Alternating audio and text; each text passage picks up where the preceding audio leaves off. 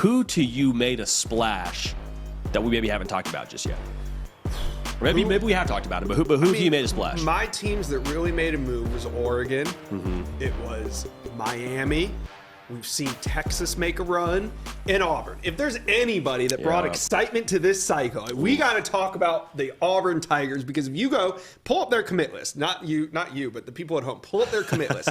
The top 4 or maybe 5 commitments that you see, the best players in that class all came via the flip.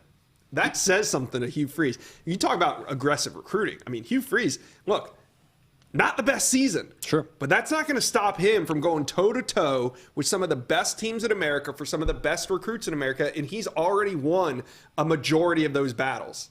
Josh, if you're Hugh Freeze, let me rephrase that. If you're an Auburn fan, right, how validating is this that, okay, we've been talking so long about what Auburn can be, and then we just need the right alignment, and we don't have Brian Harsin doing what he's doing the recruiting trail. And after a while, you're kind of like, well, is it Auburn? Is it Brian Harsin? Like, what actually is true with that situation? And then to have the class they have right now sitting within the top 10 after a 6-6 season, and to go out and flip guys away from schools like Georgia, like Alabama, that has to feel so just so validating, such a mic drop moment to be like, yes, here's what we've been talking about for the better part of the last few months, if not the last year and a half or so. Here we are getting the top talent. You want to come to Auburn. We have that kind of juice. We have that kind of brand, and now it's showing itself on the recruiting trail with a top 7 class right now, Josh. Yeah, sitting top at number 7. Unbelievable. They were sitting at, I believe, 11 or 10 when we started the day, so they've moved up quite a bit. They still have LJ McCray on their radar. He hasn't signed with the Florida Gators yet. That's kind of still up in the air. I think if anybody's going to flip him from Florida, I think it would be Auburn. But just an incredible year. It kind of, if you're an Auburn fan, you got to feel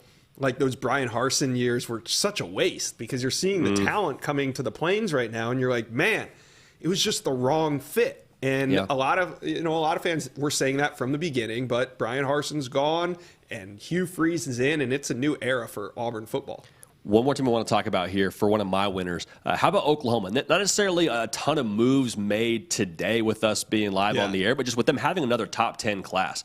10-win team, moving to the SEC. We talked about this on our own live show during our coverage for National Signing Day.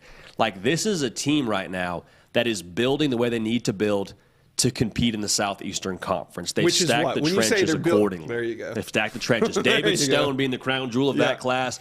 Taylor Tatum is not a trench player, but a big time running. Got to have a versatile back to compete in the SEC. So it feels like you're talking about the ingredients for success in the Southeastern Conference. You have the momentum of a good season in the Big 12, winning 10 games, and then having the class to go with it to pile on and get to where you want to go when you go to the SEC. So, like where they stand, Josh. They killed it. They did a great job. They get elite talent on the defensive line. You get elite talent in the Zion Kearney. I really like what he brings to that wide receiver room. Devon Mitchell, he reclassified. He was a 2025 recruit. He's a tight end, goes 6'3", 250, a really versatile piece. They stole him from Miami. It looked like he was all set to go there when he committed. So some really big wins. Nigel Smith, Danny Okoye, Reggie Powers. I mean, this is a loaded class, and I think Brent Venables, being a defensive-minded coach, I think he understood the value of adding a guy like a David Stone, the number 1 defensive lineman in America, the number 7 prospect overall. Also, very, very vocal. He was there were some ups and downs throughout the Oklahoma season, but he got on social media and he would say, hey, it's all good. We're going to get there. Our class, we're going to change some things. So David Stone, definitely the pillar of this class, but getting a guy like a Taylor Tatum, one of the best backs in America, out of the state of Texas was also a huge win on offense. A lot of big moves made today on National Signing Day. Hey y'all, thanks so much for watching. Subscribe to the channel here to make sure you don't miss an episode of The Hard Count. Also be sure to check out other videos on the On3 YouTube channel.